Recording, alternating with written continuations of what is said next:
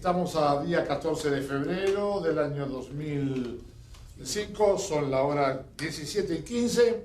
Nos encontramos presentes en el local de la Asociación Unidad Argentina UNAR con el señor Roberto Mader, que es un cineasta brasilero que viene haciendo una recorrida por los países latinoamericanos para conocer de primera mano la tragedia que algunos de ellos han vivido y han tenido que soportar, la subversión terrorista.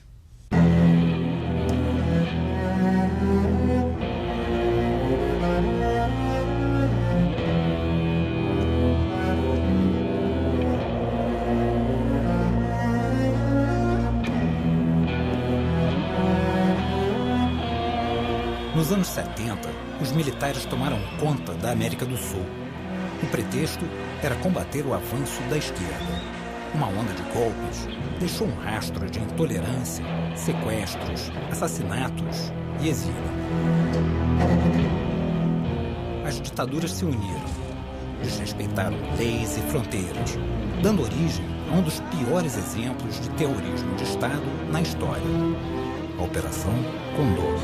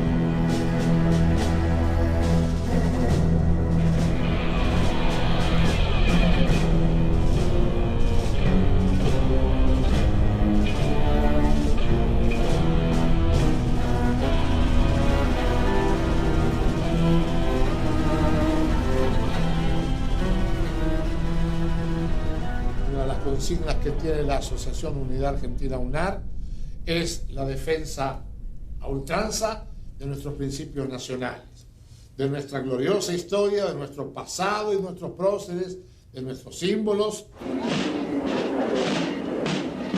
Somos una entidad sinceramente de gente honorable, señor, de gente honorable con un pensamiento nacional, nacional.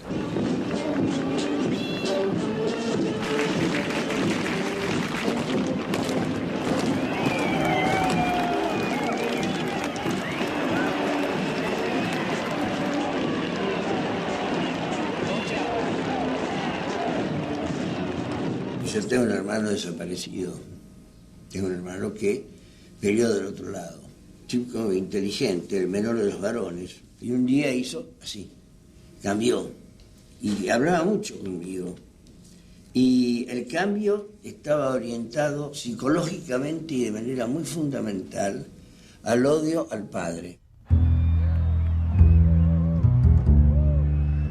Era romper con la jerarquía, romper contra el mando, romper contra lo que está establecido. Era fanatismo más odio. Y tercero, bragueta libre. Esto, sexo libre. Pito libre.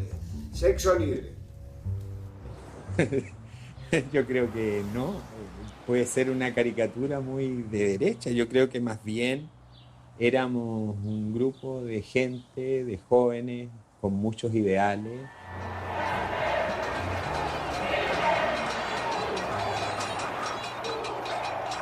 Era tan evidente esta crisis social que se vivía, que indudablemente el postular una sociedad mejor no era nada novedoso. Al contrario, yo creo que la gente joven tiene muy claro estos blancos y negros, indudablemente es muy maniqueísta en ese sentido, el joven en general. Y indudablemente entre optar por una postura del establishment y optar por una postura revolucionaria que estaba ahí, estaba Fidel en Cuba, estaban los movimientos revolucionarios prácticamente en toda América Latina, indudablemente que la opción entre el bien y el mal iba a ser por el bien. Saluda a nuestro pueblo junto a nuestro primer ministro, comandante en jefe Fidel Castro, ante el aplauso emocionado del pueblo congregado aquí en la Plaza de la Revolución José Martí. ¡Viva Cuba! Aquí en el mundo se estaba jugando la Guerra Fría y la subversión era una expresión de uno de los bandos para incursionar en el patio trasero del otro. Ya teníamos ejemplos claros de lo que iba a pasar, como lo que pasó en Cuba, como lo que intentó exportarse a Angola, el Congo, Etiopía. Entonces, señores, estaba jugando contra otras ideas. Já é problema de ideias. O presidente João Goulart assinou os decretos da Supra e da encampação das refinarias de petróleo. No comício da Central, Jango anunciou a decretação do tapenamento dos aluguéis. Estejam tranquilos, que em breve esse decreto será uma realidade. O discurso do Brizola são terríveis. Fecha o Congresso. E a posição ambígua do Jango, talvez muito impressionado pela figura do Perón. Eu achava a democracia ameaçada. E nós nos preparamos para nos opor a um golpe. Atenção, Brasil! Atenção, Brasil! Atenção, Minas Gerais! As tropas do 2º Exército, sob o comando do general Cruel, já sitiaram o estado da Guanabara. Nós que éramos antigolpistas, viramos golpistas. Sempre que eu chamo golpe de Estado. Colegas meus não acham golpe de Estado. É a tradução literária do coup d'État. Golpe de Estado. Nós derrubamos um presidente que foi, embora fosse vice, mas foi votado. Porto Alegre, João Goulart fugiu para o Uruguai, seguido de Leonel Brizola e outros elementos do governo deposto.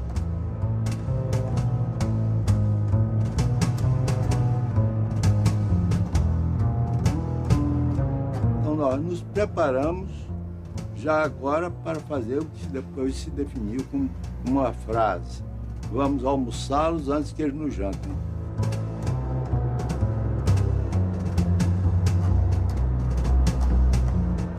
Latin America was never an isolated region where people fought each other for local reasons, if you like. They were within this context of the Cold War, of communism, anti-communism, idealism, revolution, and so on. Allende was the hope of Latin America.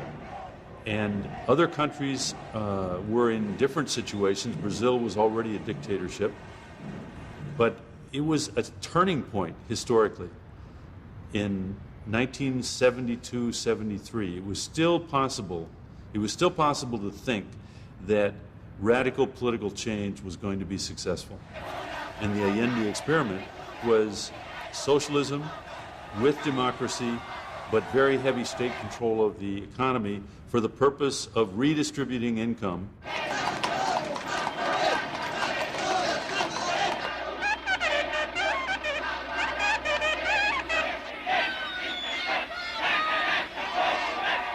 Allende raised the great hope that this radical political change would be done democratically, that it wouldn't be a Cuba, it definitely wouldn't be a Soviet Union. This would be, as they said at that time, this would be una revolución con empanadas y vino tinto.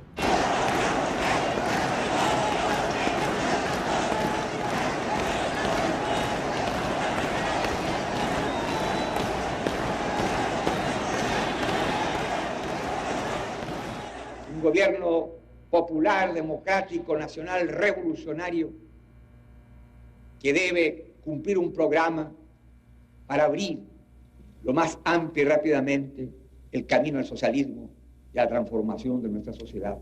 ¡Nacionalismo!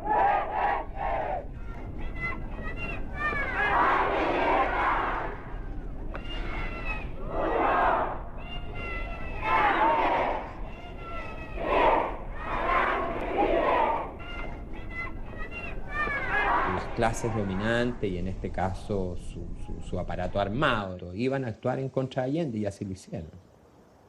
Conspiraron de 1000 maneras en contra del gobierno de Allende. Fue así, señores empresarios, para que a contar de ayer martes de las 0 horas se paralizaran los servicios de todo Chile. Se organizaron grupos de derecha que empezaron a desarrollar actividades de sabotaje en contra del gobierno de Allende e indudablemente que empezaron a trabajar también a las Fuerzas Armadas. Que se acuse constitucionalmente al presidente y lo saquen el 21 de mayo mismo, porque tiene destruido, molido, y este es un gobierno corrompido y degenerado, señor, degenerado y corrompido, inmundo. Comunistas asquerosos tienen que salir todos de Chile. Los ricos jamás van a tirar para nosotros. Y todo lo que tenemos nosotros ahora lo tenemos por el gobierno de ahora.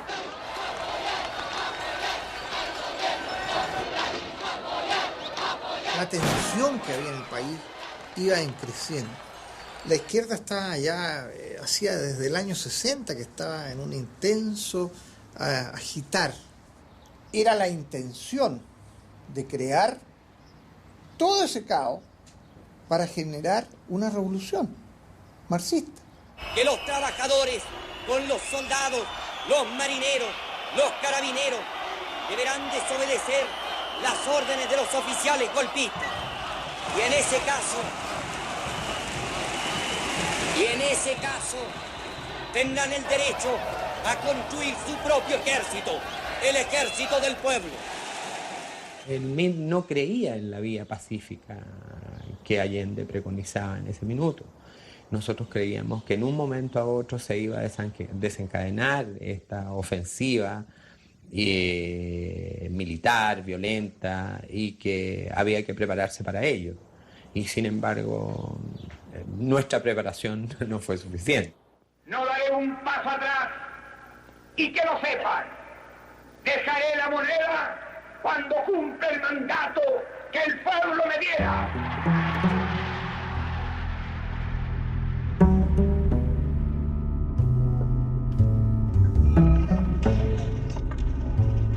Desde las 10:30 horas se ha requerido rendición de Salvador Allende. El Palacio de la Moneda deberá ser evacuado antes de las 11 horas. A las 11:00 de la mañana hay que atacar la moneda porque este gallo no se va a entregar.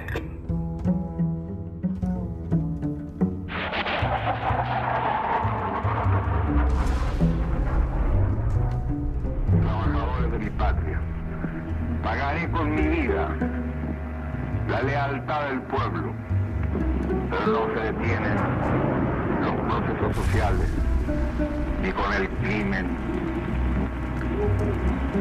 ni con la fuerza. La historia es nuestra. ¡Viva Chile!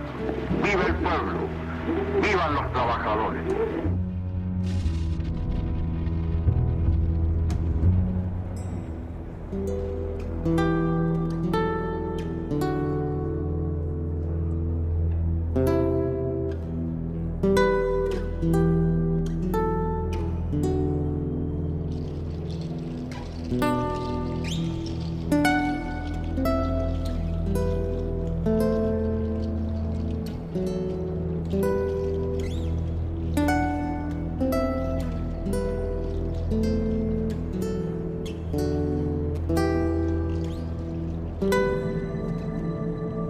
Tenemos la certeza de que la enorme mayoría del pueblo chileno está dispuesto a luchar contra el marxismo, está dispuesto a extirparlo hasta las últimas consecuencias. Las cámaras quedarán en receso Hasta nueva orden. Eso es todo. Bueno, desde el primer día, la izquierda mundial se encargó de producir la imagen de un hombre malo.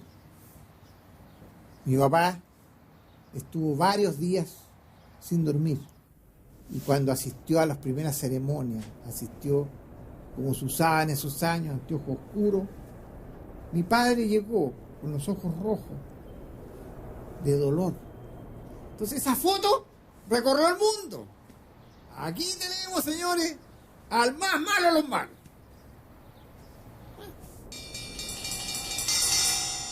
Se va a aplicar la ley marcial a toda persona que se le sorprenda con armas o explosivos. Va a ser fusilado de inmediato, sin esperar juicio sumario ni sumario.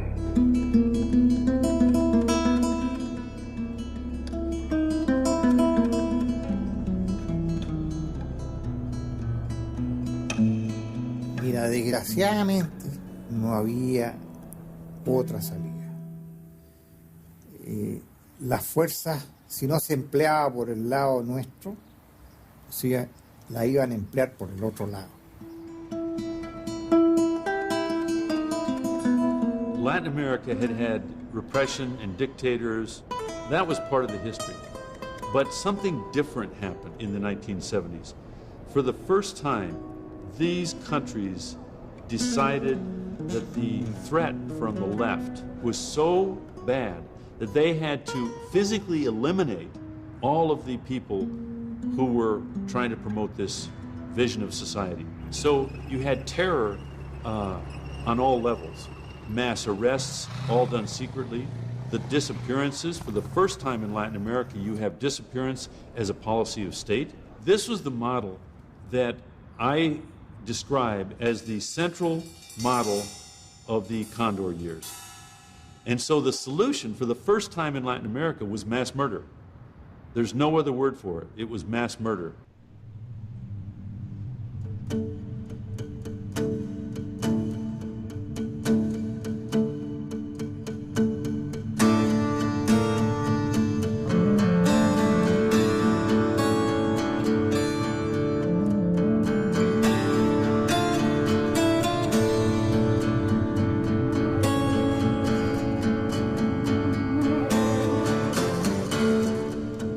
Ahora mismo me dio una cosa que entré aquí,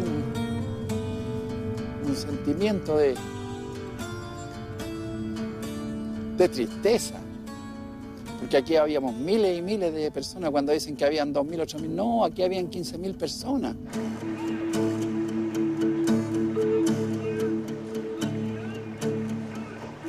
Ahí nos torturaban, nos pegaban, nos ponían corriente. A las mujeres las tenían en la piscina. No solamente las torturaban, les pegaban, sino que las violaban.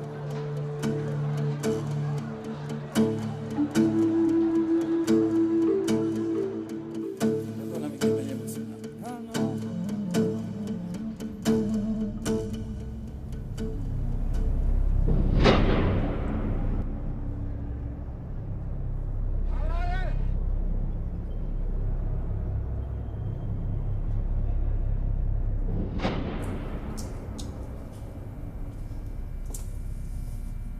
Aquí nos pegaban unos tontos de goma que llaman, nos ponían unos trapos mojados en la espalda y nos pegaban. Aquí murió gente, mucha gente en el estadio, incluso te golpeaban el portón ahí y venían con listas. Fulano, fulano, fulano, se lo llevaban y los compañeros no volvían nunca más.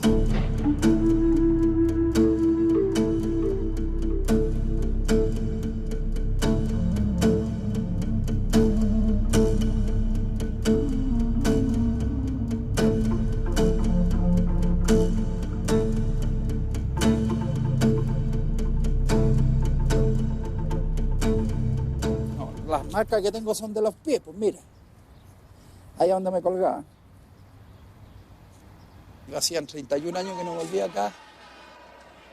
A muchos compañeros, yo creo que incluso todavía hay mucha gente que no quiere venir, no quiere, porque tú te emocionáis aquí y empezáis a acordarte de cosas que te pasaron.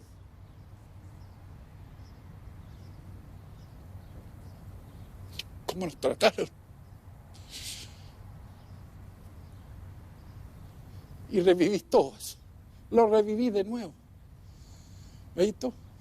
Pero también tuvimos fuerza después de salir de prisionero en las poblaciones y empezamos a luchar contra la dictadura.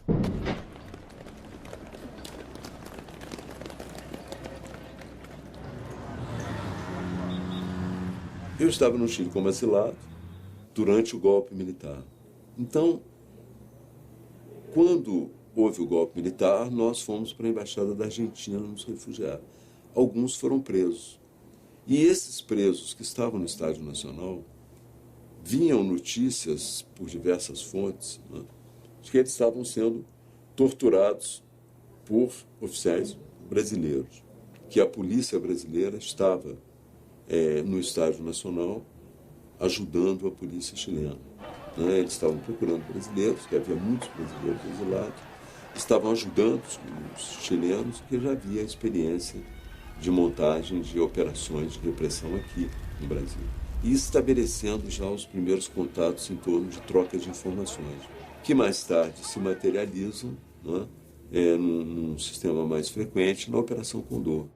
The most important military influence on the Latin American countries was the American Army. There were tens of thousands of Latin Americans trained at the School of the Americas in Panama at that time.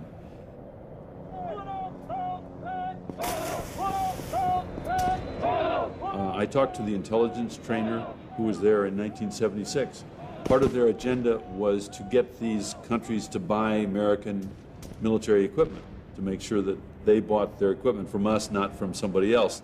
So this was big business.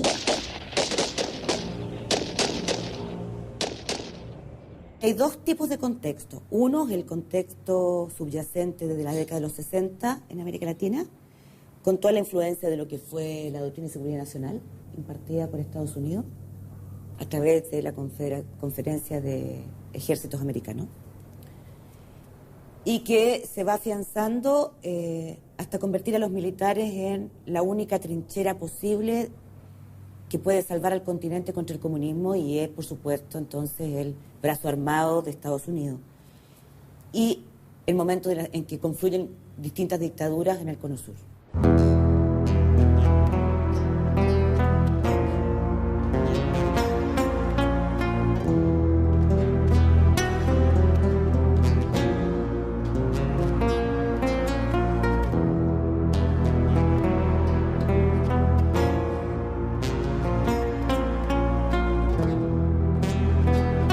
No hay otro momento en que hayan confluido en tantos países de América Latina tanto poder concentrado en ello. Y eso hace que se embriaguen y quieran tener más poder.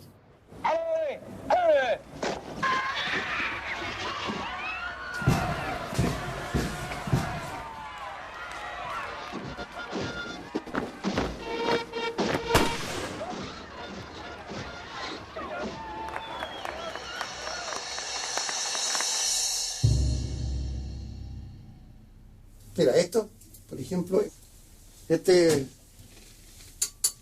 los países centroamericanos, este es de persas, estos son argentinos y uruguayos. ¿Hace mucho tiempo que coleccionan? Bueno, no mucho tiempo, bueno, hace 30 años. Hace 30 años. Hace tiempo. Hace 30 años. Y ahí ya, cuando hace un día general. ¿Qué sientes cuando ves las fotos hoy? Bueno, siento pena de lo que está pasando. Siento pena.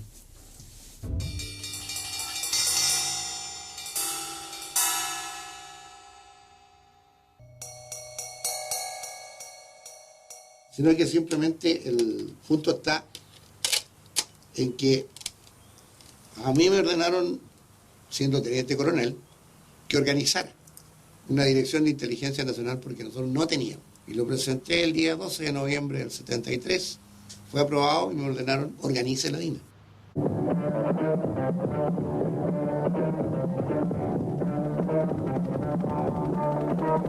Amparados en enfermizos fanatismos ideológicos, se enfrenta a la sólida amalgama de valores, espíritu de sacrificio de un grupo de hombres que con claros ideales, con la misión de neutralizar y destruir la base guerrillera.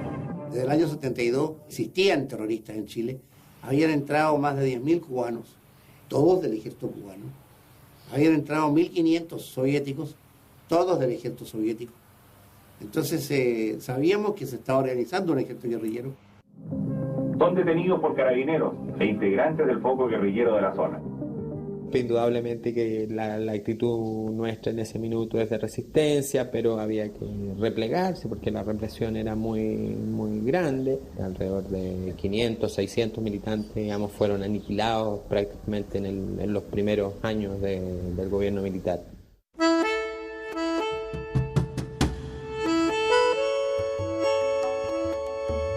Allá soy detenido. Posteriormente me llevan a uno de los campos de concentración. Bueno, tú tienes las imágenes.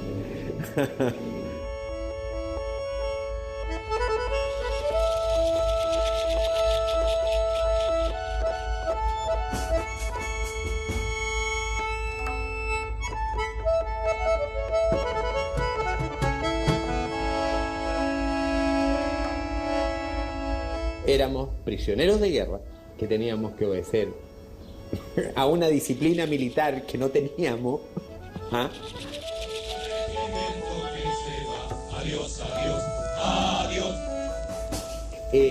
35 himnos militares. Cada himno militar tenía un número. Vamos a cantar el 5. Tenías que saber que ese era el número 5, y cuando te pasaban del 5 al 23, quedaba la escoba, digamos. O sea, era terrible.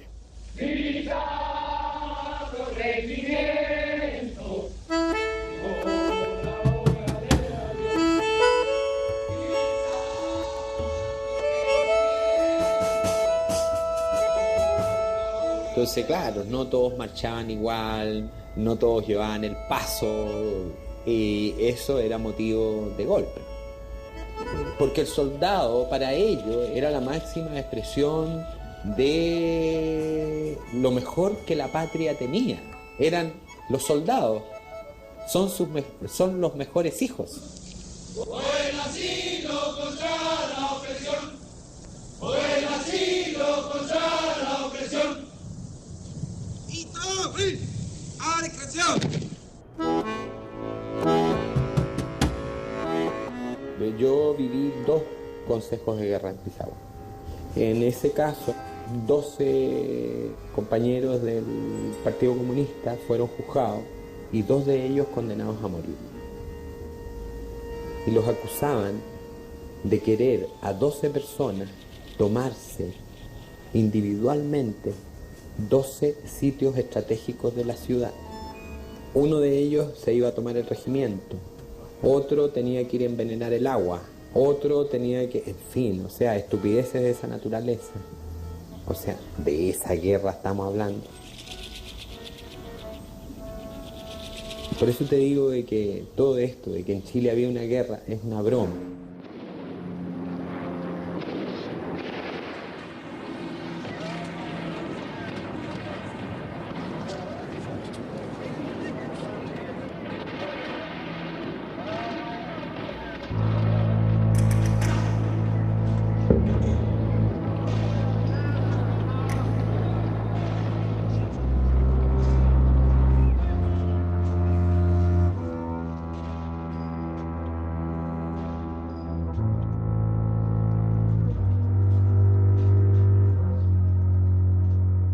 No existía ni una capacidad militar de enfrentamiento real, digamos, o sea, concreto, que tú puedas decir, hay 2 bandos en pugna, hay una guerra de guerrilla generalizada en el país, o sea, no existía.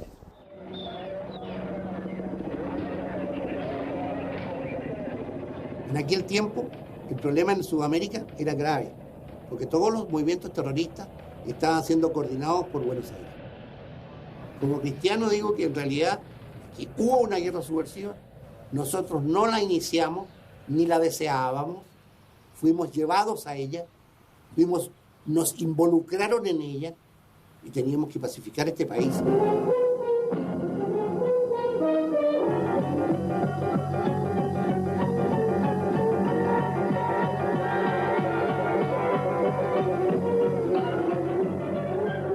Los combates urbanos con los guerrilleros son así. No es asunto de que parlamentemos, bandera blanca, no. Aquí o muere él o muero yo, una de dos, no había otra. Parecería una cosa muy rara, muy extraña, que alguien con estas características que yo presento podía decidirse en participar de un grupo político que tenía una opción también de lucha armada.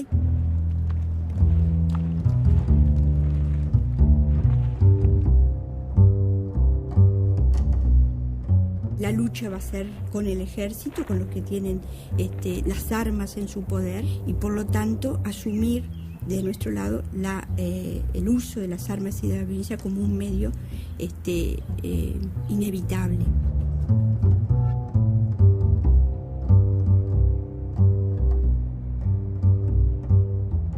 Foi muito difícil, eu acho.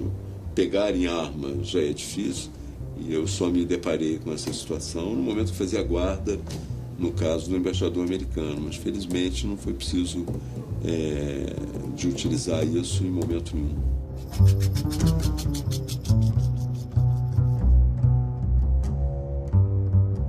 Eu acho que era uma situação limite, né?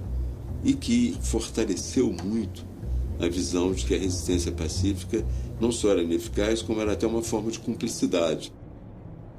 Que era preciso, então, uma resistência eficaz. E que, infelizmente, essa resistência tinha que ser feita com as armas. Había una actitud igual en todos los países, estaban actuando todos igual. Entonces se vio que la Junta Coordinadora estaba funcionando. Esta Junta Coordinadora Revolucionaria del Sur es la que coordinó durante muchos años todos los movimientos terroristas de América del Sur. Tanto los brasileros, los tupamaros de Uruguay, de Bolivia, el MID, el Partido Comunista de Chile, y el ERP argentino, los montoneros argentinos, los coordinaba esta junta. If you look at the evidence of what had happened to those organizations, most of them had been certainly seriously damaged, if not completely eliminated, by the time the military took power. There wasn't a real strong threat. So it was used as an excuse, the idea that the groups were acting internationally. Tema de inteligencia. Aquí tiene España, Uruguay, Ecuador. Y esta la he hecho en Argentina, el 77. Y como digo, nada que ver con operaciones. ¿Llamaban Condor? No. Nunca se llamó Condor. Tercera Conferencia Regional de Inteligencia Nacional. Sí. Ese era el título. Nunca se llamó Operación Cóndor desde el punto de vista como lo pretenden presentar. ¿Cuál es el problema? Muy simple. Lo mismo que hay hoy día, lo mismo que hubo siempre. El sistema de intercambio de informaciones entre los diferentes países. ¿Qué hicimos? Hicimos reuniones de los servicios los jefes de servicios de inteligencia nacionales de los diferentes países que se acoplaron a esto. La primera se hizo en Chile, el año 75. Y entonces, me acuerdo que el delegado uruguayo dice, yo en homenaje a los países que están al lado de la cordillera de los Andes, que era la masa, le vamos a poner Cóndor, sistema de inteligencia Cóndor, no operación. Es muy distinto el decir sistema a operación. Operación es actuar en algo. Sistema es un sistema de informaciones. Cuando alguna vez Manuel Contreras ha dicho de que Operación Cóndor solo era intercambio de información, se está refiriendo al comienzo, cuando se operaba a través de los agregados militares. Pero ya en la reunión de noviembre del 75, que fue avalada por Pinochet, y que es una reunión de Estado, en que se invita a participar a los gobiernos militares de Argentina, de Brasil, de Uruguay, de Paraguay y de Bolivia, ya la coordinación adquiere un nivel distinto. Ahora se trata ya no solo de la información, sino también de la posibilidad de detener a los opositores de los distintos regímenes militares de la época en cualquier país que estuvieran y el intercambio de prisioneros. Washington, urgente. Agencia Reuters. El ex canciller y ex ministro de Defensa chileno Orlando Letelier murió, víctima de un atentado contra su automóvil. Orlando, él siempre fue partidario de Allende y fue ministro de Defensa durante el golpe militar. Orlando fue llevado a la prisión, ¿no?, como prisionero de guerra. Y finalmente fue, después de un año, fue exiliado como un paquete. Volvió a los Estados Unidos porque se dio cuenta de que era más útil contra la dictadura en Estados Unidos. Y eso le ocasionó que el Consejo de Ministros de Pinochet, que firmaron todos ellos, le quitaron la nacionalidad a Orlando. Y después lo mataron. El asesinato de don Orlando Letelier lo cometió la Central de Inteligencia Americana, llámese CIA. I think there's a lot of evidence nowadays that Operation Condor was much, much more than just an intelligence gathering or exchange. It was involved in the assassination, the murder of political opponents.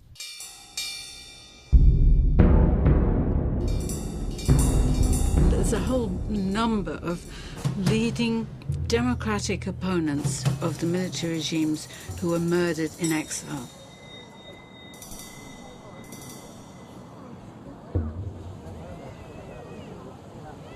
Yo diría que a 30 años del asesinato ya nosotros estamos tranquilas en términos de que sabemos perfectamente qué sucedió.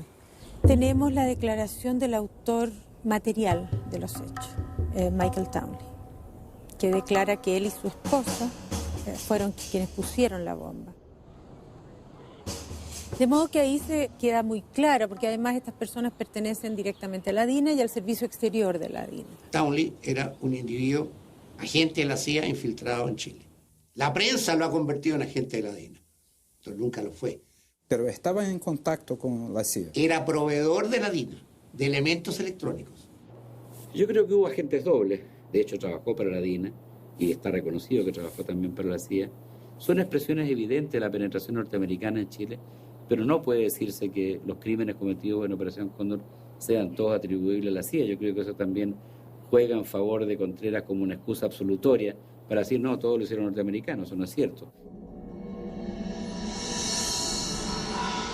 The Chileans made a major mistake in thinking that the United States would accept an act of terrorism in the capital of the United States. The investigation began immediately, and it was very vigorous. There's volumes of documents with all of the detail of what Chile did and how they did it.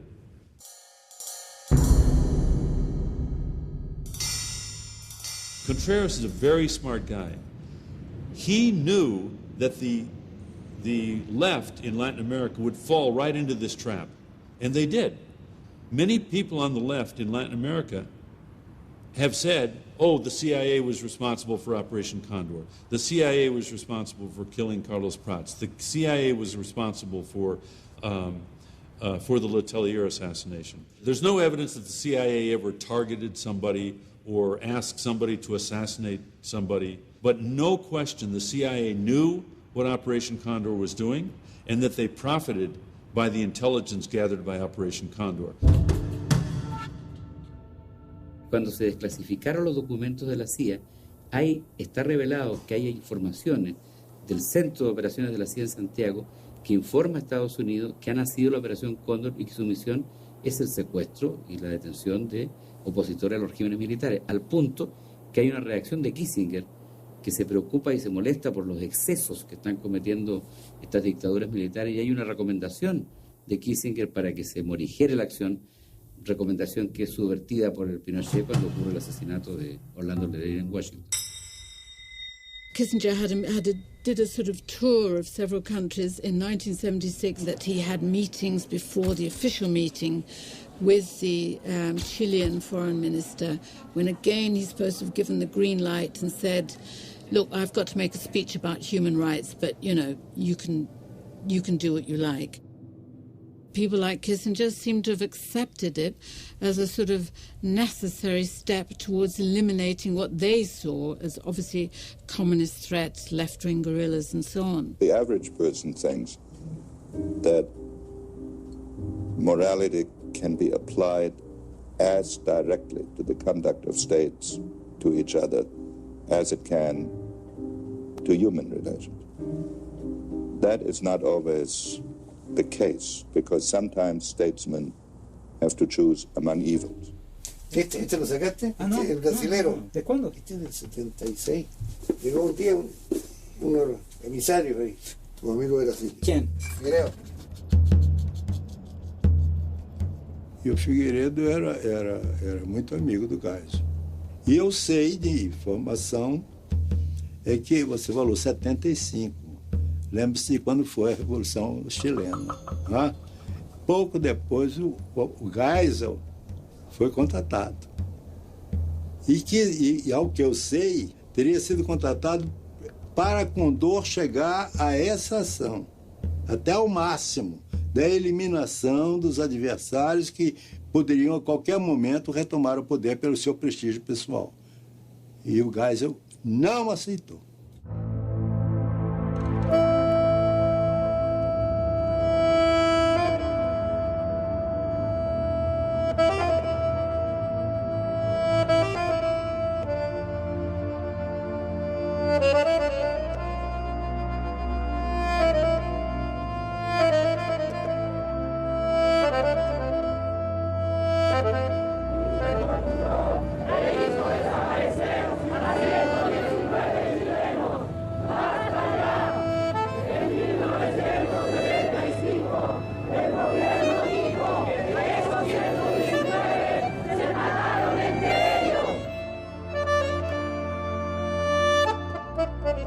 La Operación Colombo es lo siguiente. Durante varios meses hay despachos desde Argentina que dicen que grupos guerrilleros se están organizando en la frontera para llegar a invadir Santiago.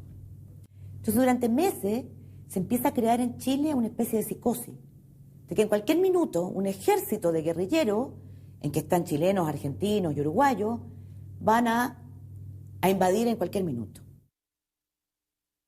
Hasta que de repente aparece la revista Lea en Buenos Aires y el diario O Día de Curitiba. Los dos diarios dicen que grupos extremistas chilenos han entrado en una querella entre ellos y se están matando. Viene con un titular principal: se matan como ratas. Esos 119 personas, había testimonios, pruebas de que habían sido detenidos en Chile y exterminados en Chile. Después, años después, yo descubro los periodistas que hicieron esos despachos, que eran pagados por la DINA. Eso es la Operación Cóndor. Cuerpos desfigurados, torturados a muerte, escondidos, dinamitados, restos de huesos que son enterrados en plena cordillera.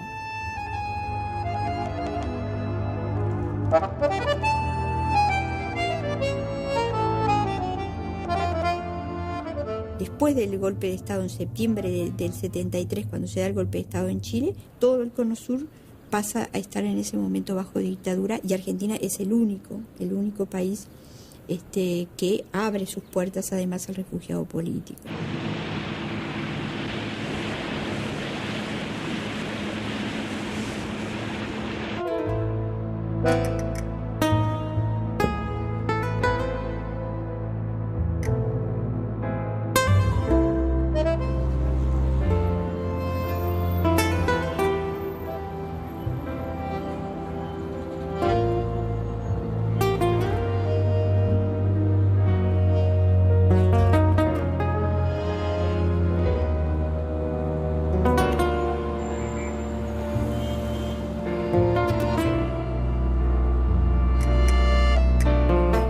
Argentina terminaba, salía de una dictadura y por lo tanto se vivía ese periodo de gran euforia.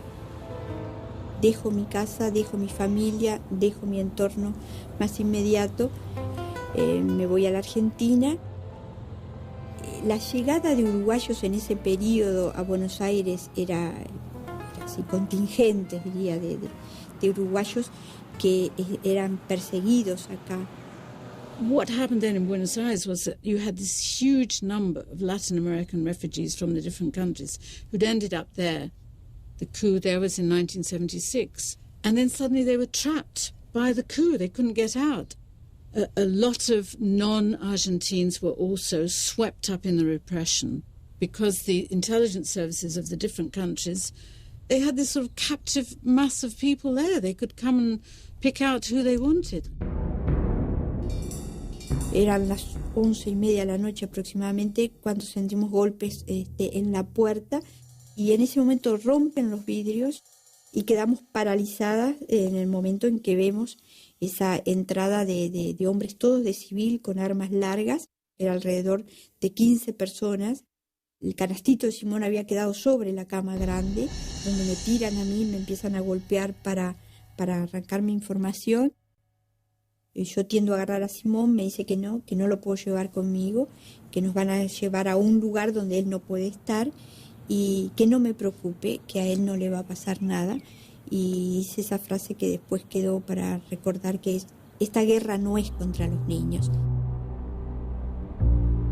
Ahí nos acondicionan ya para la salida, que va a ser manos y piernas atadas, vendada los ojos, hasta que llegamos a un lugar que es el lugar donde vamos a estar durante 10 días.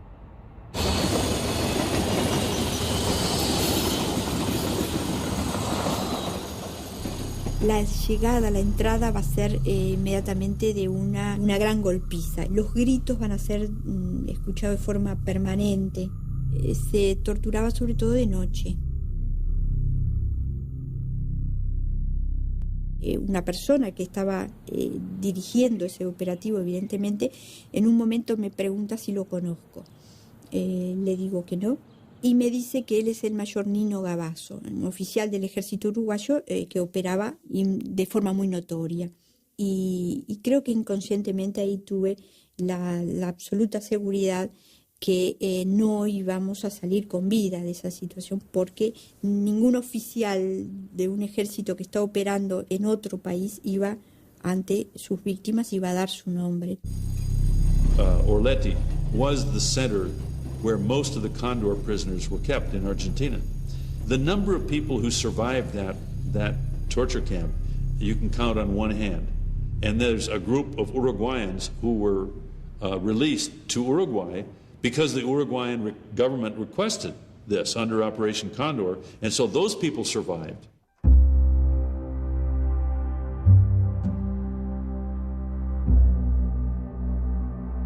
Yo creo que el mundo en ese periodo se empezó a enterar de lo que había pasado realmente en estos países del Cono Sur, lo que había sido toda esa operación Cóndor, toda esa práctica de la desaparición forzada, y en particular lo que había sido el secuestro de niños.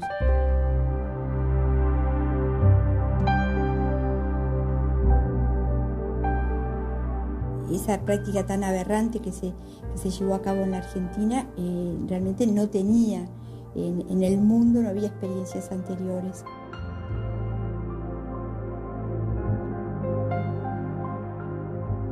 People didn't even believe that, children were disappearing. It took a long time for these, and of course the disappearance, the mechanism of disappearance was so that people wouldn't know what was going on. The coup came in Argentina after years of sort of political chaos, when people on both left and right were being killed. So, of course, after the coup came, which in some ways Argentinians welcomed with open arms, because it meant the re-establishment of order.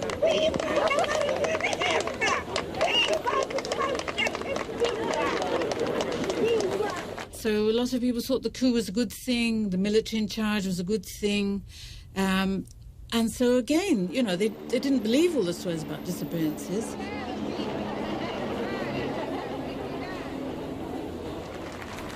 If that person disappeared, algo hay. They must be involved in something, must be guilty of something, otherwise it wouldn't disappear.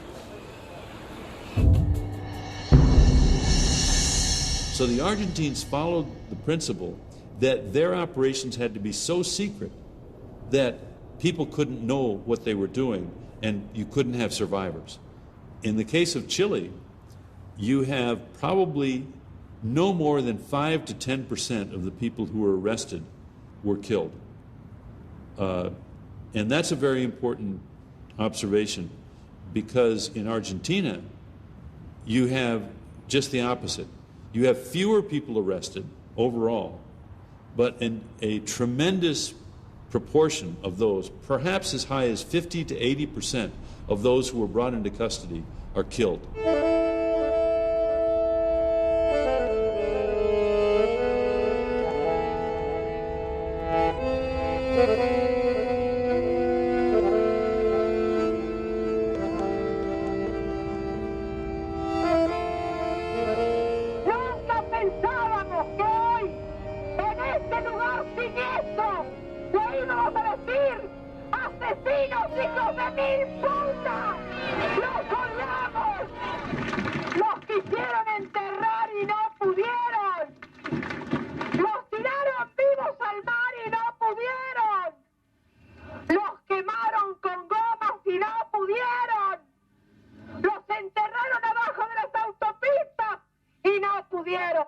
El mismo día que me anunciaron que había desaparecido mi hijo mayor, a mí siempre en el barrio me decían Kika y me convertí en Eve Bonafini. Eve Bonafini es una madre que le tocó vivir una tragedia y que decidió convertir el dolor en lucha y que tal vez el mundo me conoce por eso.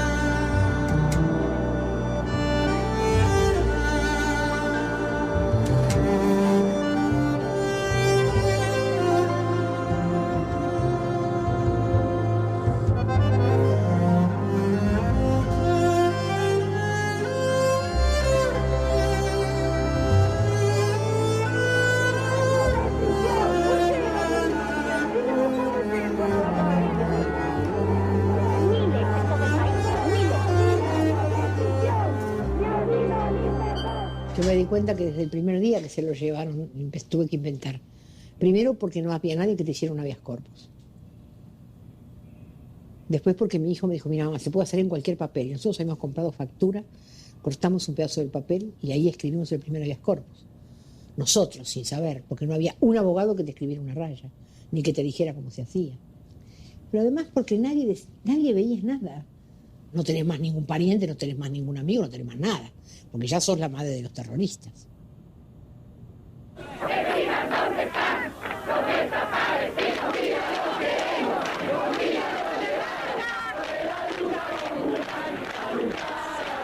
Los jueces decían no busque más a su hijo que se fue con otra mujer.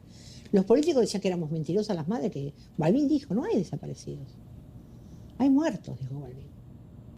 Pero mientras sea desaparecido, no puede tener ningún tratamiento especial. Es una incógnita, es un desaparecido. No tiene entidad, no está. Ni muerto ni vivo, está desaparecido.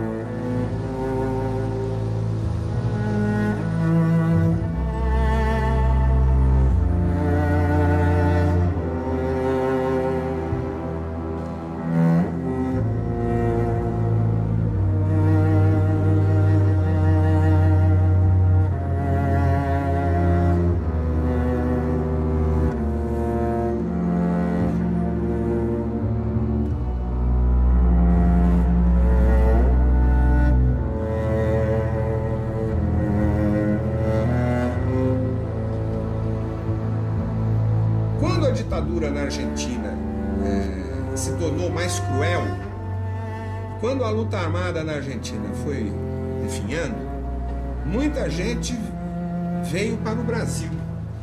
Quando isso começou a aumentar, nós fundamos o Clamor. 3 pessoas, Jaime Wright, a Jean Rocha e eu. When we had this idea of creating Clamor, and it really arose from talking to Argentines particularly and just hearing the terrible stories that they told. So we started publishing a bulletin in 3 languages, in fact, in English, Portuguese and Spanish, and distributing it everywhere we could.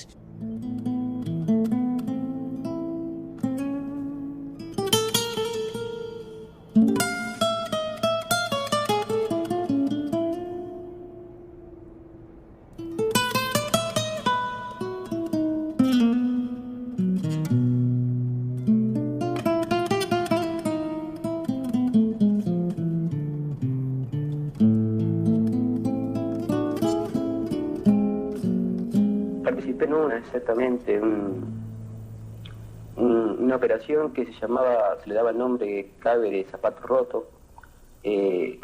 Consistió en la detención de integrantes del PVP en Montevideo y luego de acuerdo con la policía brasileña se procedió a ir hasta la ciudad de Porto Alegre, en Brasil, a detener a unas personas que por declaraciones de los detenidos también pertenecían al PVP y estaban en ese momento en esa ciudad.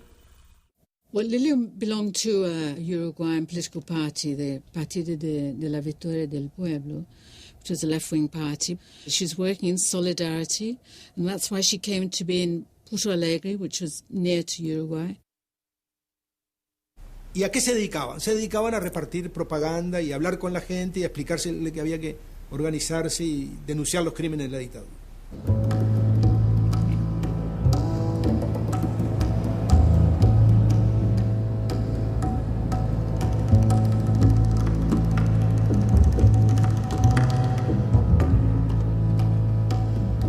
Habían unas camionetas con muchas personas armadas y ahí nos trasladan y a mí me suben con mis hijos a una van, nos hacen poner boca abajo. Para mí lo que estaba pasando era mucho más grave que la muerte. Porque en definitiva ahí estaban mis 2 hijos boca abajo en una camioneta rodeado de metralletas.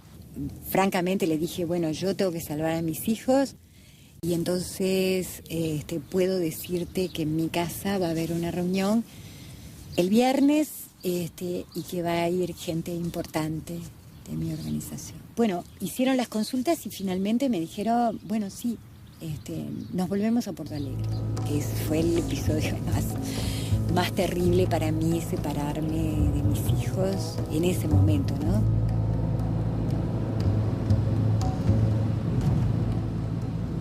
Después que llegamos a Montevideo, los niños fueron trasladados a un apartamento que la compañía posee en el centro de Montevideo, por la calle Río Negro. Se quedaron ahí hasta que posteriormente fueron entregados a sus abuelos, ¿no?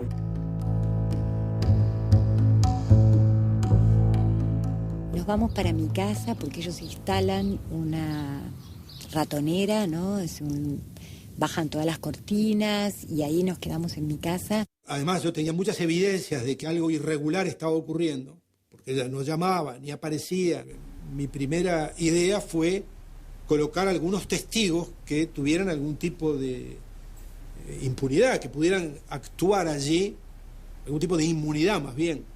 Entonces lo llamé a Luis Claudio Cunha, que era en ese momento jefe de redacción de la revista Bella en Porto Alegre. No dia 17 de novembro de 78, eu recebi telefonema de alguém falando espanhol, relatando que casal e 2 crianças haviam desaparecido do seu apartamento. Chegamos até a porta do apartamento 110 e apertamos a campainha. A porta se entreabriu e apareceu o rosto de uma jovem morena, magra, o olhar apavorado. E a porta foi escancarada e apareceram 2 homens, cada um com uma pistola enorme. Nos colocaram dentro de uma sala, semi-escurecida. Parecia que eu era mais um uruguaio ali dentro. Porque quando eu falei em português pela primeira vez, opa, o que está vendo? Nós somos jornalistas da revista Veja. Eu percebi uma certa hesitação. E o suposto chefe da operação, quando ele voltou mais amável. Aí ele disse, não, isso é problema de estrangeiro ilegal no país, contrabando, essas coisas, né? Vocês entendem. Volvemos otra vez a la delegacia de policía, pero pasan las horas y finalmente volvemos a Uruguay. Bom, na segunda-feira, a gente foi até a polícia para levantar as informações oficiais sobre o que havia acontecido Foi na Federal e lá o delegado disse que desconhecia a operação. Não sabia de nada. Na Polícia Estadual, o DOPS também negou, disse que não sabia de nada. Bom, naquele momento se instalou em nós uma dúvida. Opa, está todo mundo negando um negócio que a gente viu, notoriamente feito por policiais, portanto a coisa é mais grave do que aparentemente é. Então, a partir daí, a gente começou a tratar de um caso que cada vez mais reforçava a ideia de sequestro. Houve um certo momento em que a polícia redigia nota oficial desmentindo tudo que a gente investigava, e a cada nova mentira que a polícia divulgava, dava mais elementos para que a gente investigasse.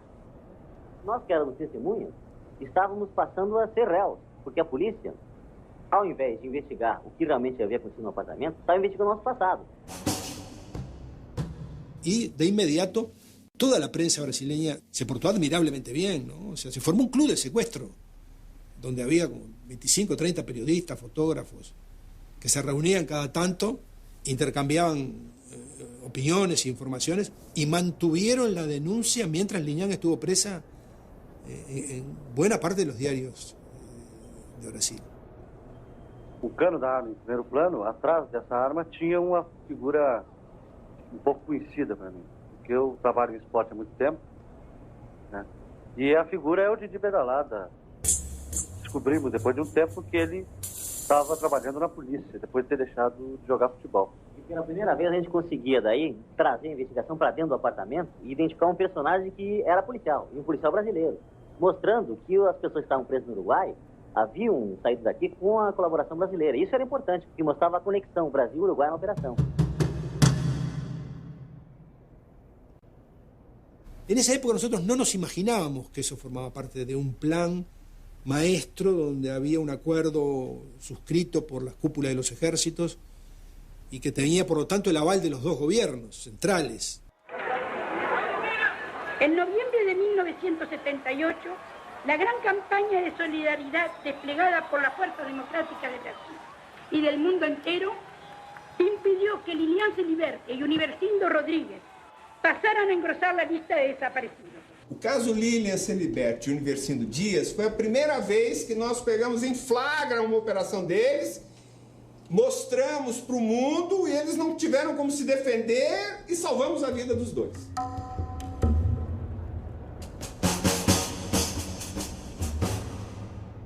Então, foi a operação que não deu certo, exceto da Operação Condor.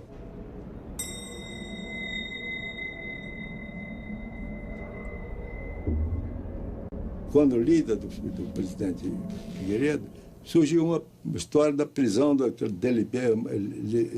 moça da Libeli, como é o nome? Lilian Celiberte. Liberte. E aí, o Brossard foi para a tribuna, imediatamente atacou. Eu pedi informações ao diretor-geral da Polícia Federal, que ele disse, não é verdade, eles foram presos na fronteira.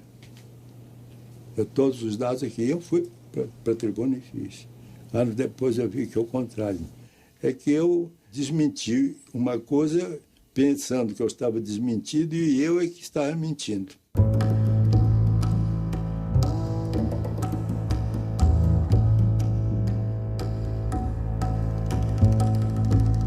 Hoje já se passam 2 anos. E Dona Lilian tem que dar respostas a esses mesmos netos. Por exemplo, a Francesca de 6 anos que lhe pede. Vovó, por que mamãe está presa? Vovó, por que os militares uruguaios foram buscá-la lá no Brasil? Se você entender a Operação Condor como uma iteração permanente de troca de informações, e mais do que troca de informações, aprisionamento de pessoas procuradas num país que fogem para o outro, para o caso do Brasil, houve. O caso da Liliberte, foi preso no Brasil. Foram presos no estado do Rio Grande do Sul e mandados para o Uruguai. Tanto, se alguém prendeu essas pessoas que não deviam nem ter grande significação, é porque a troca de informações chegava ao ponto de troca de presos. De fazer com que a luta contra o comunismo passasse a ser uma luta de todo o continente. Que nós não haveremos de arrefecer a nossa fé enquanto não tivermos aqui no Brasil e em qualquer país do mundo. Livres, livre, universidade.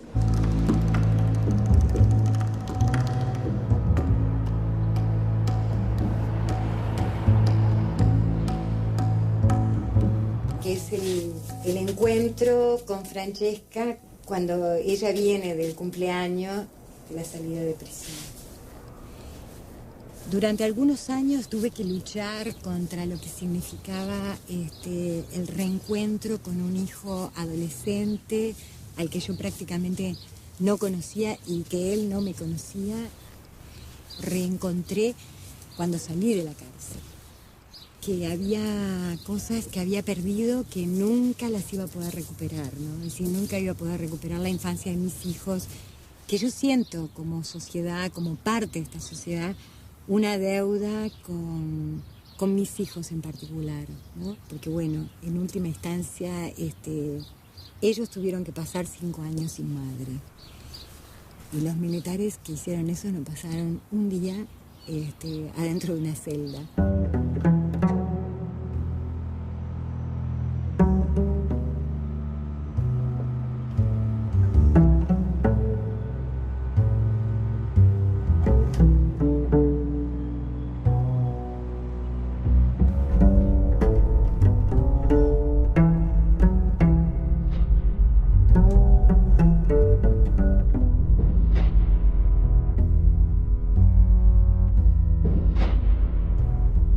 Empezaron a desgarrar mi blusa. Me introdujeron un electrodo en la vagina y comenzaron a darme corriente con otro electrodo móvil. Este es el testimonio prestado por la doctora Sheila Cassidy en la Comisión de Derechos Humanos de Naciones Unidas situada en Ginebra.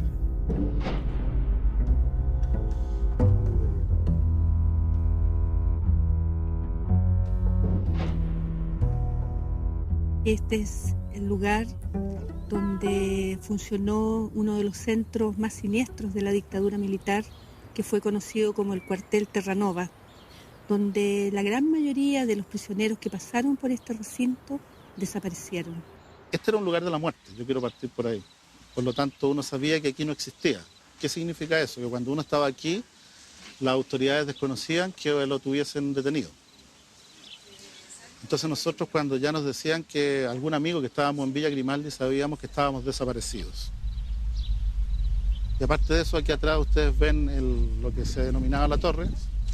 Ahí se aplicaba el pau de arar en la parte de abajo y tenían presos a las personas en unas, que en realidad no eran calabozos, eran una especie de jaula, se levantaba una tapa de madera. Estábamos como animales. Solo se podía permanecer en cuclillas.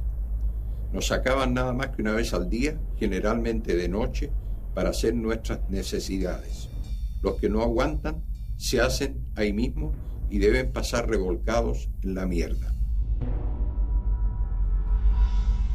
Estar en esos cajones es una verdadera pesadilla. El objetivo de él es quebrarte.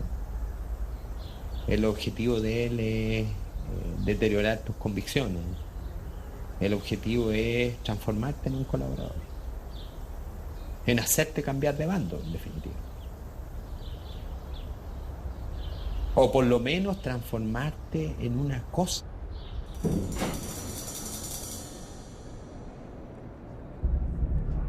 Mi padre llegó en la madrugada del 12 de mayo de 1976 a este lugar. Posteriormente nosotros fuimos visitadas en nuestra casa por agentes de la DINA que fueron a amenazarnos a nosotros a la casa y a decirnos que no siguiéramos buscándolo porque según ellos en ese momento nosotros ya molestábamos demasiado y que si seguíamos nos iba a pasar exactamente lo mismo que a él. Del momento que estos agentes se retiraron de la casa, nos dijeran de que hiciéramos lo que hiciéramos, nunca lo íbamos a encontrar. Esas palabras a mí se me quedaron muy grabadas y me han acompañado hasta el día de hoy porque se ha cumplido en el fondo lo que ellos nos dijeron, que producto de no ceder a esas presiones, de no abandonar la búsqueda, nosotros nunca lo íbamos a ver.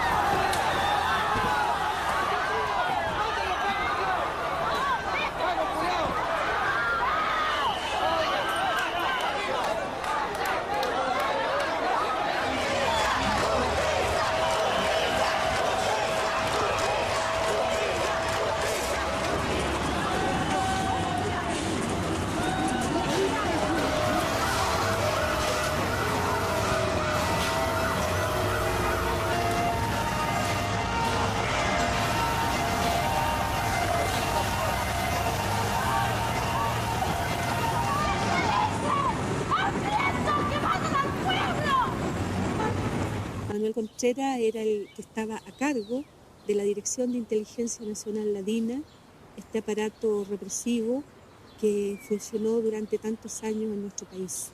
Y por eso, si alguna vez yo tuviese la posibilidad de preguntarle a Contreras, le diría que tuviera la valentía y me dijera a mí dónde quedó mi padre. No tengo idea, no sé. Ella perfectamente bien, ya con el entrenamiento que tiene de muchos años, es lógico que lo que miente ya lo aprendió como realidad y como verdad. Ya se le produjo como verdad y convence a todo el mundo que es una verdad. Él sabe qué pasó con él y por lo tanto en algún minuto de su vida tendrá que asumir no solamente la muerte de mi padre, sino que la de tantos otros compatriotas.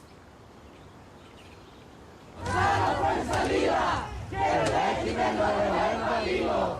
¡Alejandro Pinochet! ¡Que el régimen lo devuelva vivo! ¡José Peña! ¡Que el régimen lo devuelva vivo! ¡Julio Muñoz! ¡Que el régimen lo devuelva vivo! ¡Manuel Jesús Sepúlveda! ¡Que el régimen lo devuelva vivo!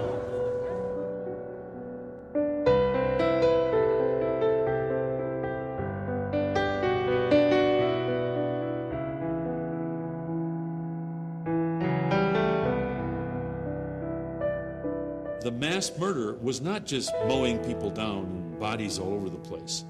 It was the fear that you would just disappear.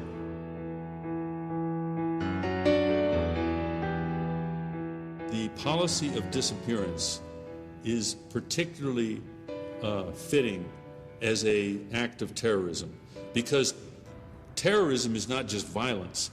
It's violence that's intended to create fear, terror, dread in the lives and in the minds of the people who survive.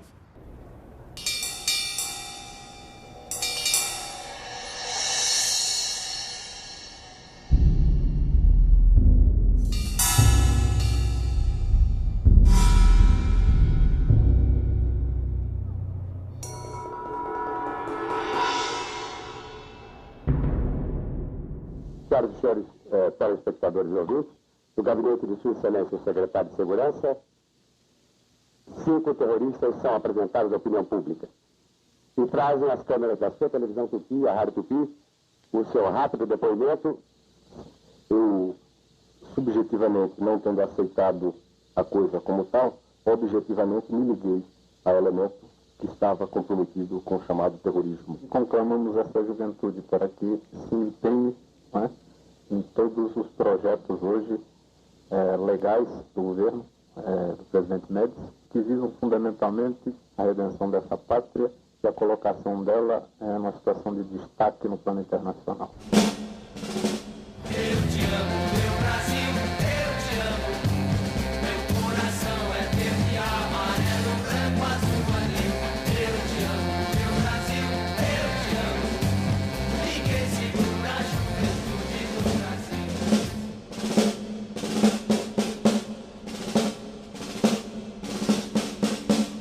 It was the Geisel time, and it wasn't, as terrible and as repressive as the others.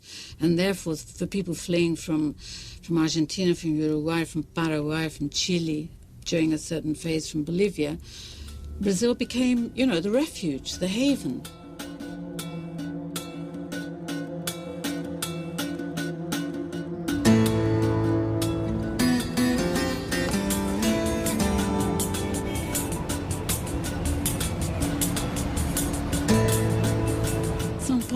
Did in fact play a very central part in receiving exiles and refugees from all the countries of the Southern Cone which had military dictatorships. The fact that Dom Paulo Evaristo Arns was the Archbishop of São Paulo, and Dom Paulo, if you like, threw open the Curia to all these people who were flooding in. So people headed for São Paulo because they knew that they would find help here, they would find advice, they would find support, whatever.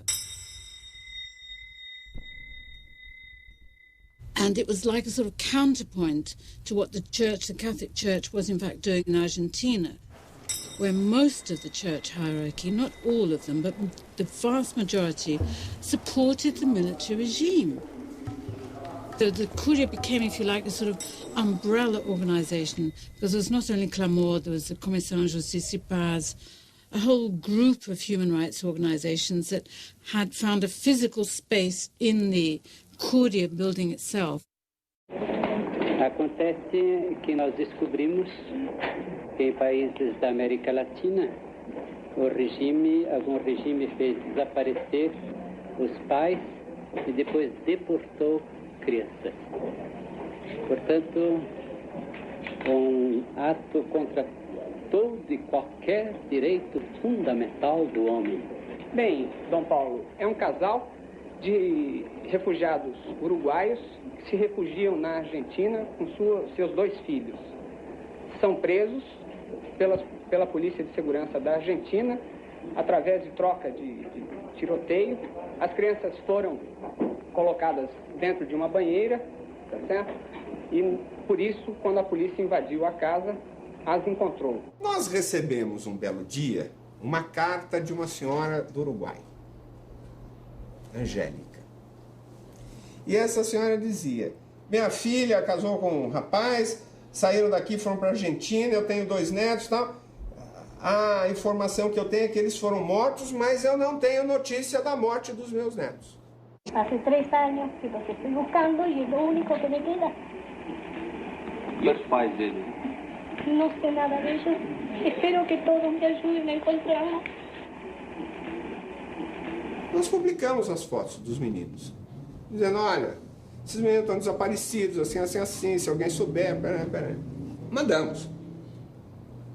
2 meses depois, volta para a Cúria Metropolitana de São Paulo uma carta de uma assistente social que disse: olha, eu li o Boletim Clamor e aquelas 2 crianças que vocês publicaram, eu tenho a impressão de ter visto essas crianças na cidade de Valparaíso.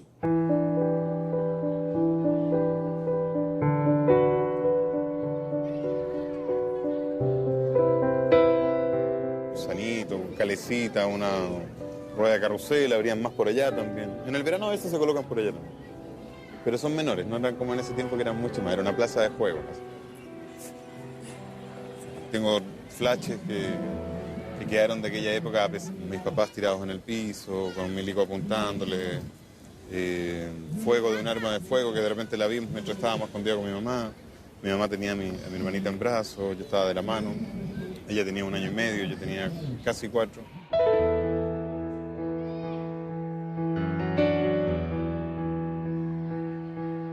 Y así era. Lo que sí me dicen que nunca nos soltamos, que siempre estamos tomaditos de la mano. Sí, que él me cuidaba, que se habla de un auto muy elegante que llegó acá, con unas personas que nos dejaron acá, nosotros estábamos como muy bien vestiditos, o sea, no era como unos niños abandonados de indigente o cosas así. Todo el día nos dejaron en la mañana acá.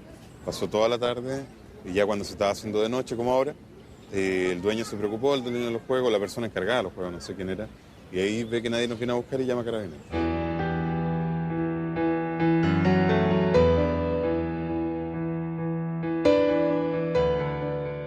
Bueno, nosotros al hospital donde trabaja el marido, a oídos de un asistente social, llegó el caso de los niños, ¿no? De 2 hermanitos que estaban en la casa menores, que no tenían padre.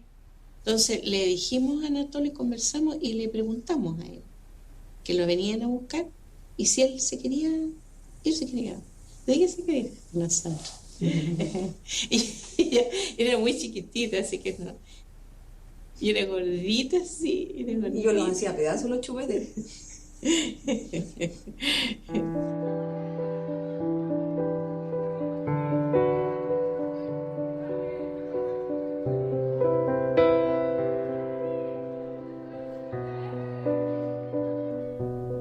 Cuando nos íbamos a venir, entonces ella no quiso quedarse. No se quiso quedar. No, sí, no se quiso. Mami, papi, vamos. Y se agarró, se tomó hacia el cuello mi esposo. Y bueno, me pasaron una ropa, una cosa, una mamadera, algo así. Y partimos con ella.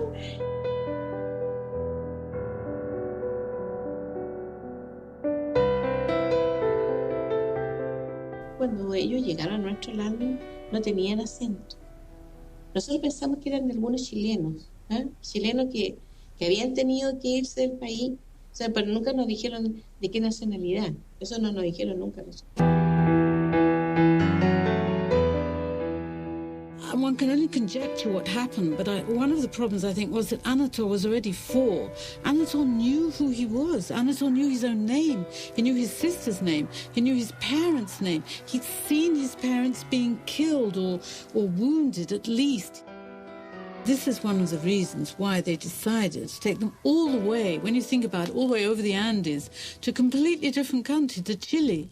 Nobody would connect them with what was happening in Argentina and Uruguay. Nobody would suspect that they could be the children of people who disappeared. São Paulo falou assim, eu quero que o Luiz vá para o Chile. Vão lá nessa cidade, vão lá nessa praça, vamos ver se a gente acha. Pegamos o avião, fomos para o Chile. 3 horas da tarde, nós batemos na casa. Atende a senhora, atende o marido. A gente entrou, se apresentou. Os dois com cara fechada. E nós fomos tranquilizando. Nós não viemos buscar as crianças. Nós viemos dizer a história das crianças. Agora, vocês têm que conhecer a avó das crianças. Mas o marido não quis conversa. O cara foi duro conosco. Ele chegou a dizer que ele era amigo do regime. Y ahí nos contaron todo, así de golpe y porrazo. O sea, nos fueron narrando todo lo que había pasado, todo, quién eran, de dónde eran, lo que había ocurrido, todo. Nosotros no nos imaginábamos alguna cosa así. No nos imaginábamos. Depois a gente voltou para São Paulo, chamamos a abuela, Dona Angélica, e falamos, encontramos. Milagre. And then finally, Angelica, the grandmother, was taken over to Chile to have a meeting with the... And of course, but I mean, 3 years had passed by then. Sí, porque mi abuela, por desgracia, no tenía ninguna mención en psicología, así que cuando llega, lo primero que hace es que me separa. Dice, yo soy tu abuela de verdad y tus papás son estos, y me muestro las fotos y tú vivías en Uruguay. Y me cuenta toda la historia en una playa. Há condições dos seus netos voltarem para sua casa? Creo que es lo lógico, con todo el dolor que me duele mucho ocasionarle a los padres adoptivos. Veremos cómo vamos a congeniar de forma que ellos no lo pierdan del todo tampoco. La abuelita venía como dijéramos, a lo mejor, después de decir, ya, yo ahora voy, los traigo. Y los traigo. Pero no era así, o sea, no era porque está arraigado los sentimientos nuestros.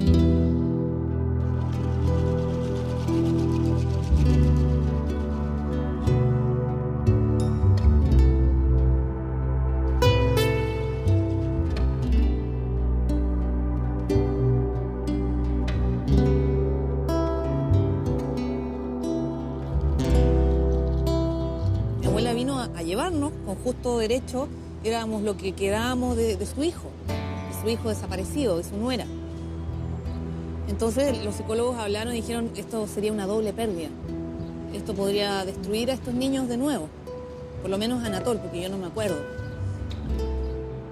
Entonces se tomó la decisión entre las dos familias de mantener las relaciones con ellos, viajar una vez al año para allá o ellos venían para Chile.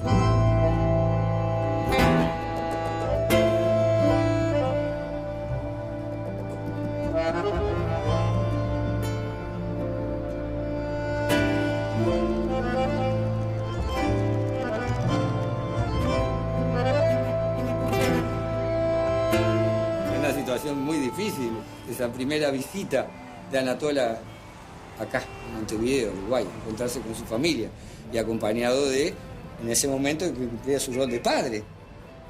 ¿Qué edad tenía mi hermano ahí? Tendría 7, 8, más o menos 8 años, Anatola. Y recuerdo los almuerzos o las cenas con tu papi, tratando de él integrarse a la familia, respetando, ¿no? Respetando que él tenía que estar atrás, un paso atrás. Que Anatol se reencontrara con su familia y él estar atrás por si lo precisaba, ¿no? Y mostrándonos de alguna forma, dándose a conocer a la familia de acá. No me voy a olvidar más porque fue un placer, un caballero.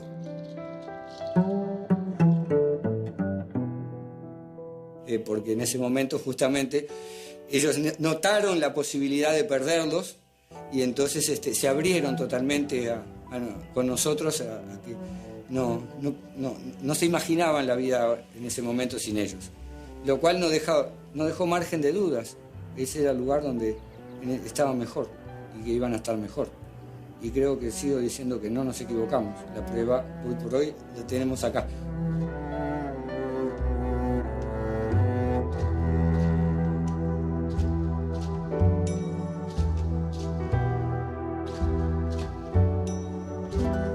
El secuestro de niños, creo que donde más sistemáticamente se aplicó fue en la Argentina.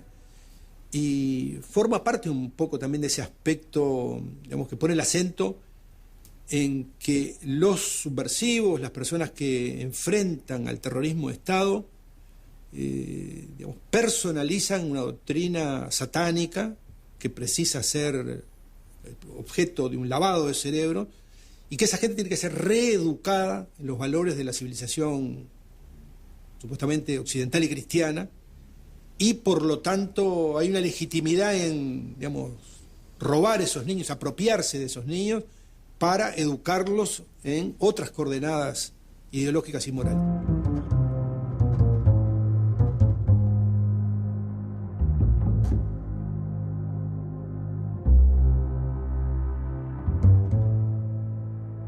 Esa foto fue la que recorrió el mundo en alguna medida. Era el único dato que nosotros teníamos para buscar a Simón, ¿no?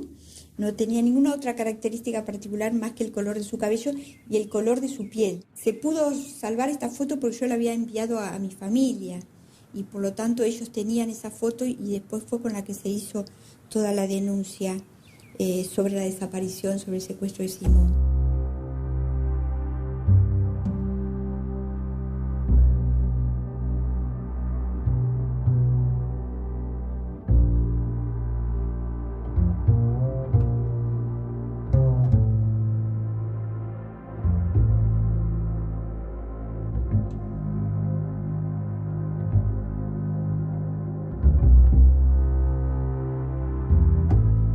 Fueron 25 años.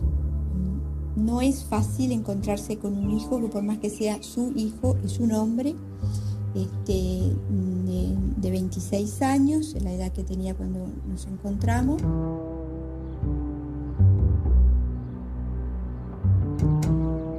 Recuerdo sus primeras palabras que me dicen, yo he sido hasta ahora un chico feliz.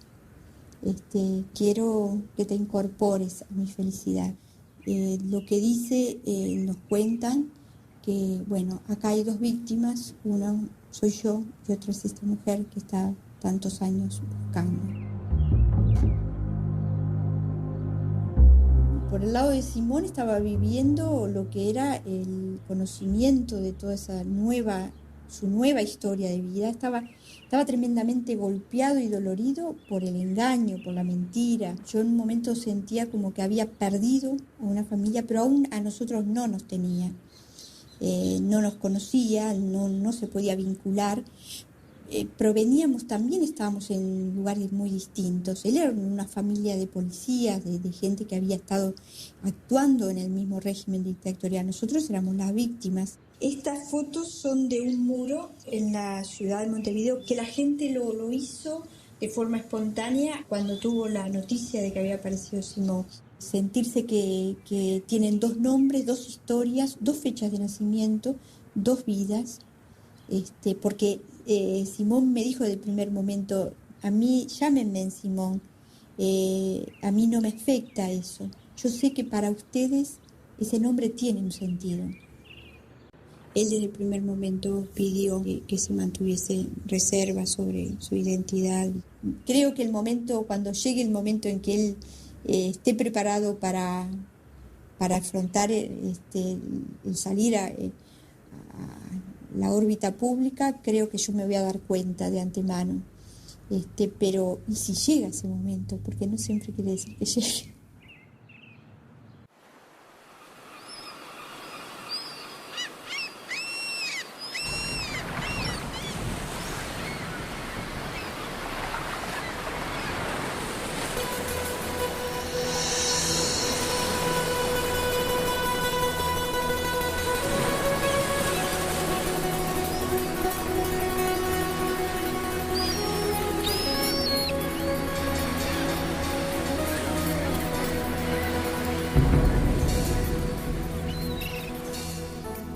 A mí me interesaba reconstruir quién había sido mi padre. No solo la búsqueda de qué había pasado con él, sino de cuánto me parecía yo a él, quién era él para mí, qué quería hacer yo. O sea, creo que había como búsquedas en ese sentido muy diferentes.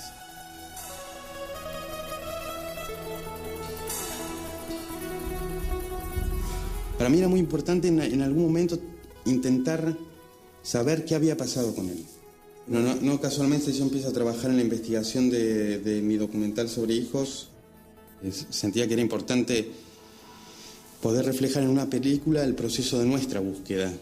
Dar cuenta de esto, de nuestros propios recorridos, de cómo cada uno de nosotros pudo hacer con las figuras de su padre, con lo que implicó la militancia como peso, como una cosa muy presente en nuestras vidas.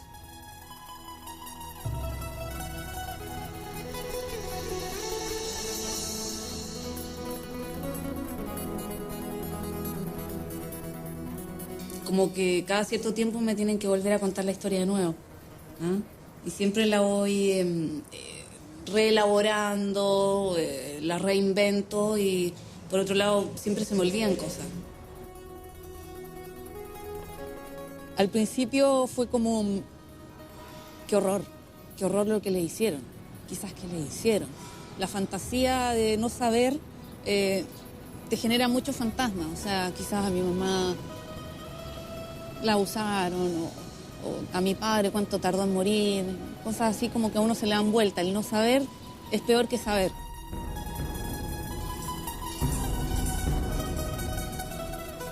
Después pasé por la etapa de decir, bueno, estos son personas que, ¿cómo se atrevieron a hacer lo que hicieron teniendo hijos?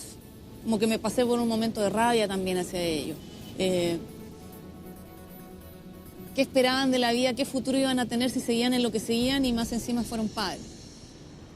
Después pasé por otro momento en que dije, estas personas son admirables porque siguieron sus ideales hasta la muerte.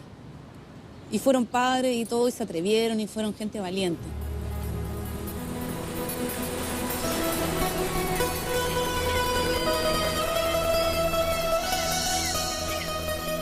When they tell you I'm not a prisoner, don't believe them. They'll have to admit it someday. Believe them. Don't believe them when they show you the photo of my body. Don't believe them. Don't believe them when they tell you the moon is the moon. If they tell you the moon is the moon. That this is my voice on tape. This is my signature on a confession. If they say a tree is a tree, don't believe them. And finally, when that day comes, when they ask you to identify the body, and you see me, and the voice says, we killed him. The poor bastard died. He's dead. When they tell you that I am completely, absolutely, definitely dead, don't believe them. Don't believe them. Don't believe them.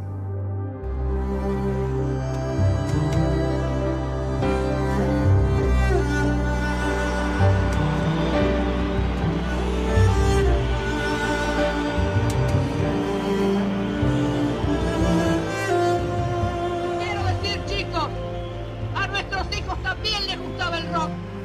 También cantaban y eran felices, tenían sueños y esperanzas. Pero se guardaban un poco de rebeldía para la lucha.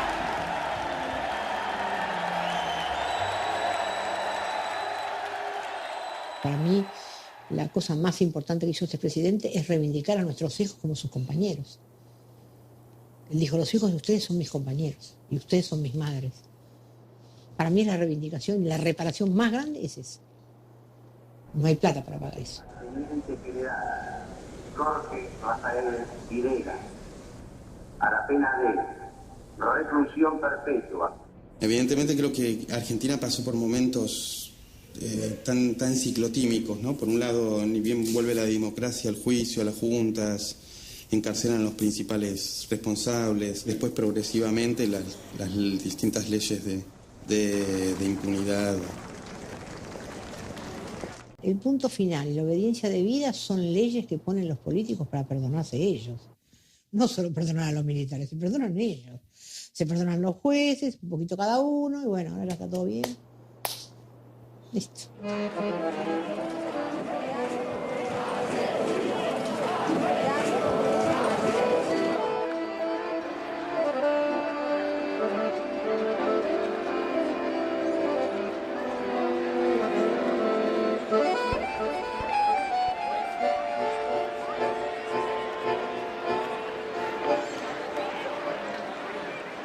I think the fact that these countries, as societies, are investigating these cases and bringing individuals to trial and have wiped away, in most cases, the amnesty laws and all of the protections, and are systematically putting all of these people on trial, that is society doing justice to its own citizens. It will be imperfect. It will be incomplete.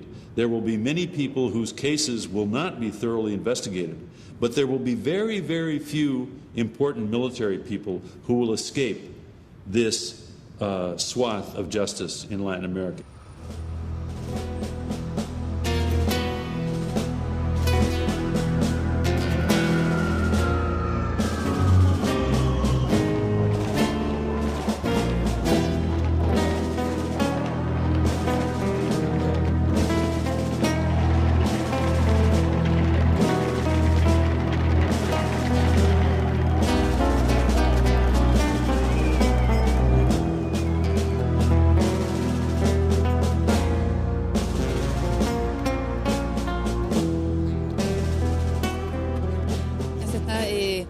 Pidiendo perdón, se está reestructurando esta historia perdida, se está hablando de lo que pasó, se está reconociendo mucho.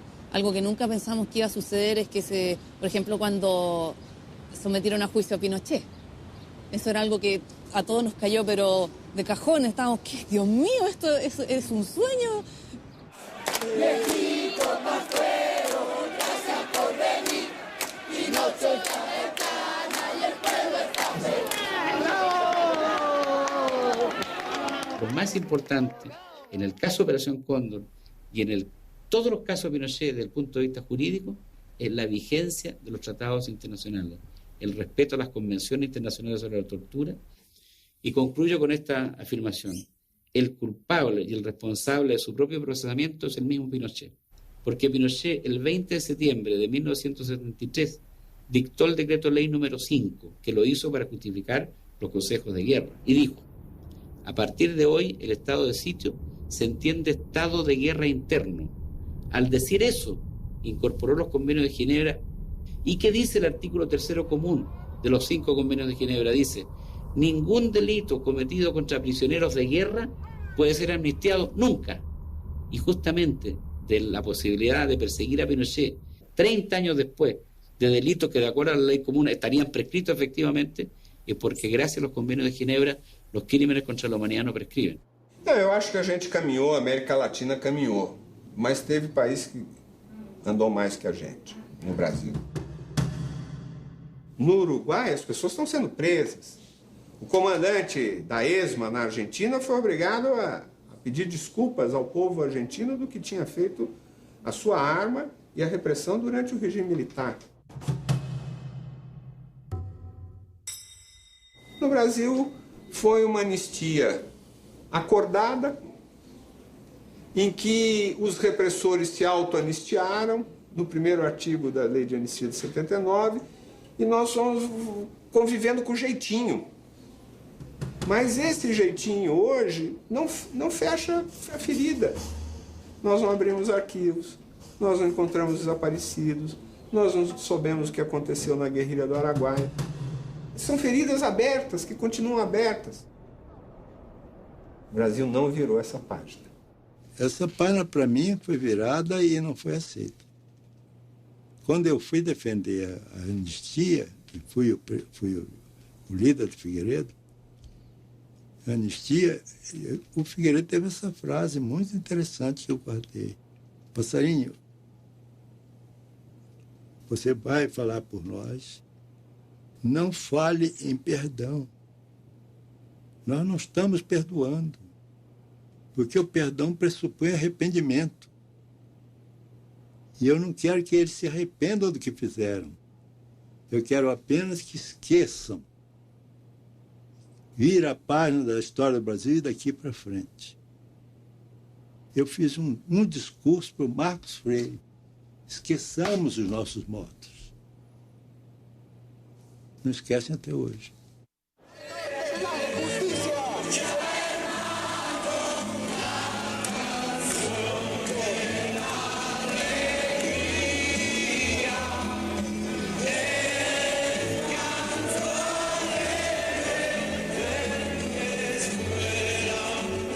Los familiares de los muertos o desaparecidos tenían dos opciones. O escogían la vía armada para tomar venganza por sus manos, o escogían el camino de la justicia. Sorda, muda, impenetrable. Cuando de 7.000 recursos de amparo solo aceptan uno, cuando las mujeres les decían, si tu marido se fue con otra, bueno, siguieron, día tras día. ¿Cuál es el resultado? Un país que tiene una paz social que no es legado de nadie, es producto de una opción de justicia, de no tomar la venganza por las manos.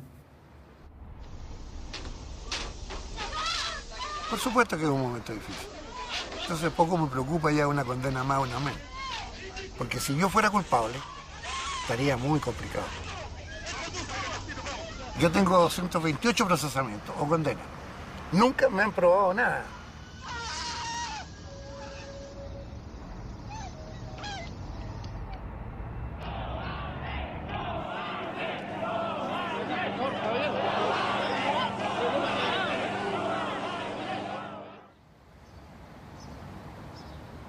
Yo haría lo mismo que hice en aquella época porque nosotros cumplimos estrictamente con la ley.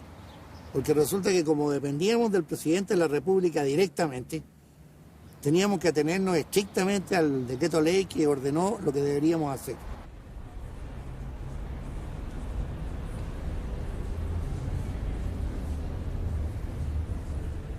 If a military movement in the future starts to have the temptation of dictatorship, of authoritarianism, again, they will be able to look back at what happened to Videla, what happened to Contreras, what happened to Pinochet. Already. They will be able to see the actual facts of what has happened to these people. They are in prison in many cases, in many countries, and they are persecuted by justice until they will be in their grave, in the case of Pinochet. And I think that that's a very important lesson for any future megalomaniac who might want to do the same thing. Escucha, hermano mío, lo que digo en este canto, no ninguna mierda de la gente que ha muerto, la gente desaparecida. ¿Dónde está? Por favor, Pinocho, tienes que responder ante la justicia, los tribunales. No somos espejismos, pero sí existimos. Por la sangre derramada de todos los latinos. En la medida en que toda la basura se saque debajo de la alfombra y nosotros, Argentina y el resto de los países de Latinoamérica, empiece a poder convivir con el horror que fue, ¿no? Porque digo, el horror es parte de nuestra vida y parte de nuestra historia y es algo que todos nosotros, con lo que todos nosotros vamos a convivir. Entonces yo creo que en la medida que yo, vos y todos como sociedad puedan empezar a convivir más armoniosamente con ese horror, se va a poder construir otra cosa. O decir, bueno, esto es lo que somos, esto es lo que nos pasó, nosotros tenemos una parte que es una mierda y otra parte que no, pero la mierda es parte nuestra. A mí me pregunta mucha gente por qué doy estas entrevistas, por qué me expongo. Y la verdad es que esto tiene que ver con la intención mía de dar a conocer que esto pasó, porque acá en Chile hay gente que todavía dice que esta operación nunca existió, que es un cuento, pero aquí estoy yo soy la que me pasó y a mi hermano, no, esto pasó y nos pasó a nosotros.